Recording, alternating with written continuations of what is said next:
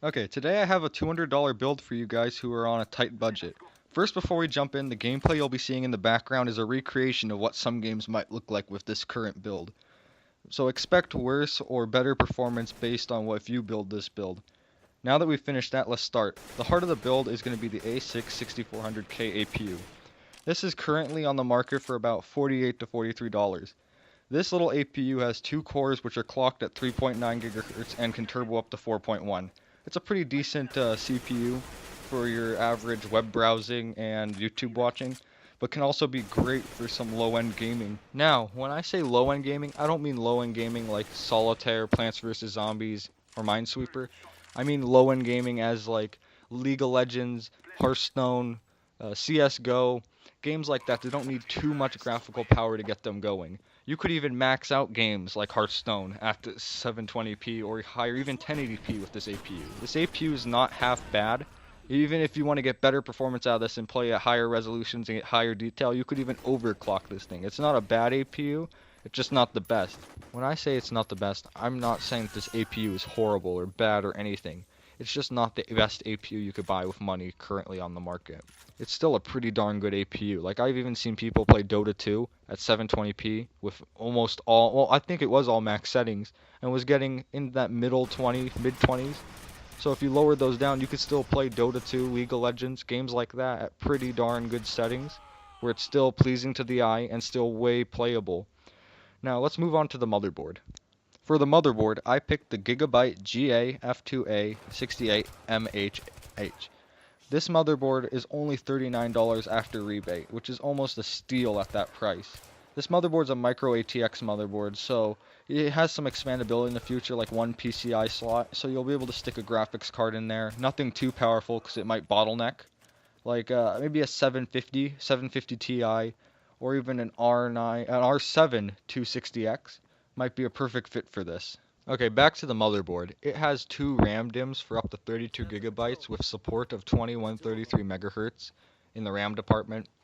I'd take that with a little pinch of salt and sprinkle it on over that whole thing, because when I was on PC Park Picker, they said that it could support 3000 megahertz and when overclocked, I should say that, and 2400, but I'm not 100% sure that it can. For I checked on Newegg and I got these readings. There's no reason that you should care about these speeds because this build we're only going to be using a single 4 gigabyte G.Skill 1866 RAM stick. This RAM stick's a steal at only $33, but you might even find a better deal at for something cheaper because when I bought my RAM, it was 80 bucks. $80 for the same speed RAM by Kingston, and it was so expensive compared to this. $33 for 4 gigs. Well, I should also put in mine was an 8 gig kit, but I digress. The hard drive for this build will be a Seagate Barracuda 1 terabyte drive. This drive comes in at around $48, $44 on sale. This will be your main drive for all your movies, music, games, and where your OS will be sitting. Many people nowadays say that 1 terabyte is not enough, but for a basic build like this, it will do. Now for the case. The case I found was just some run-of-the-mill thermal take case. I cannot remember the name. I forgot to put it in my script, and I've already been jumping around this script so much, I've lost myself on it.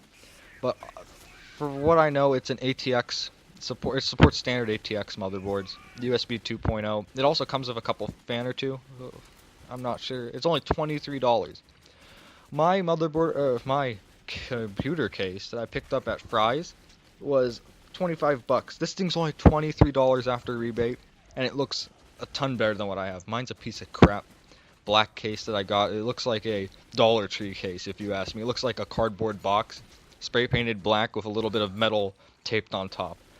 I shouldn't have said that. Now my brother, who has the same case, is going to watch this video and call me an idiot and then insult me. Finally, let's wrap this thing up. The power supply I picked for this was an Antec 450 watt power supply.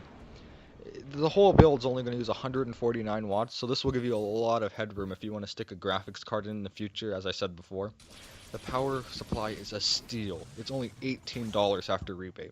For 18 bucks, you could buy a piece of crap a power supply on Amazon that might only give out 100 or maybe 250 watts.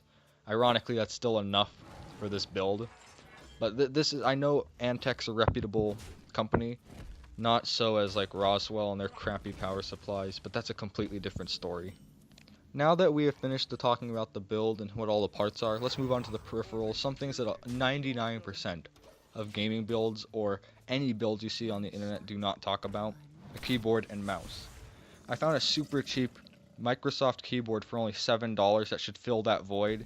Even though it only uses a little tiny bit of extra money out of this, you're only going to be going over by a tiny bit of money. Same for the mouse, it's only $5, cheap Kingston one, and the entire price of this entire build, everything together, including the rebate. Oh, I forgot to mention, all of the prices in this are with rebates done. So when you go on there and you'll see like the motherboard was 50 bucks, it has a rebate on it, and I should have said that at the beginning. I'm sorry for anyone who has made it all the way through without wanting to do rebates. But everything on here has at least a rebate or some sort of saving deal that might end soon, and the price might increase, might decrease. Now for the final words, this computer is not meant for someone who already has a computer. This is for someone who is transferring, like they want to move from a 360 or PS3 and try to get into computer gaming for something cheap where they don't have a lot of money, where they can't buy a PS4 or Xbox One. Oh, don't expect this thing to do those levels of performance. But this is just a basic computer for schoolwork, word processing, YouTube watching, web browsing, and very light gaming.